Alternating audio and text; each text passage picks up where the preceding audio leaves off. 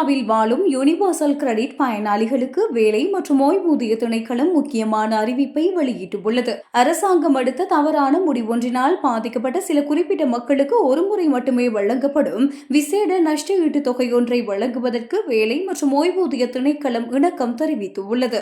தற்போது பிரித்தானியாவில் பழைய முறையிலான 6 லெகசி கொடுப்பனவுகளுக்கு பதிலாக புதிய யூனிவர்சல் கிரெடிட் திட்டம் அமுல்படுத்தப்பட்டு வருகின்றது.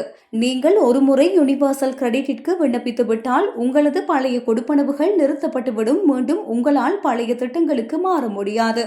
ஆனால் இதில் பாதிக்கப்பட்டவர்களுக்காகவே தற்போது வெற்றிகரமான லெகசி மேல்முறையீட்டு நஷ்ட ஈடு திட்டம் கொண்டுவரப்பட்டுள்ளது. உங்களுக்கு இந்த நஷ்ட ஈடு தொகை கிடைக்க வேண்டுமாயின் பின்வரும் 5 நிபந்தனைகளும் உங்களது விடயத்தில் உண்மையாக இருக்க வேண்டும் என வேலை மற்றும் ஓய்வூதிய திணைக்களம் நிபந்தனை விதித்துள்ளது.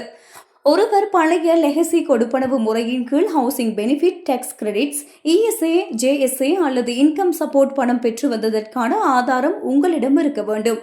உங்களது பழைய லெகசி கொடுப்பனவுகளில் ஒன்றை நிறுத்துவதற்கு வேலை மற்றும் ஓய்வூதிய திணைக்கள அதிகாரிகள் ஒரு முடிவை எடுத்திருக்க வேண்டும். அந்த தவறான முடிவு எடுக்கப்பட்டு உங்களது லெகசி கொடுப்பனவு நிறுத்தப்பட்ட ஒரு மாத கால பகுதிக்குள் நீங்கள் யூனிவர்சல் கிரெடிட் திட்டத்திற்கு விண்ணப்பித்திருக்க வேண்டும்.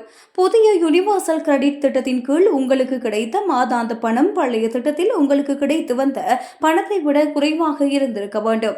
மிக முக்கியமாக உங்களது பழைய கொடுப்பனவை நிறுத்திய வேலை மற்றும் ஓய்வூதிய திணைக்களத்தின் தவறான முடிவை எதிர்த்து நீங்கள் சட்ட ரீதியான மேல்முறையீடு செய்து வழக்கில் வெற்றி பெற்றிருக்க வேண்டும்.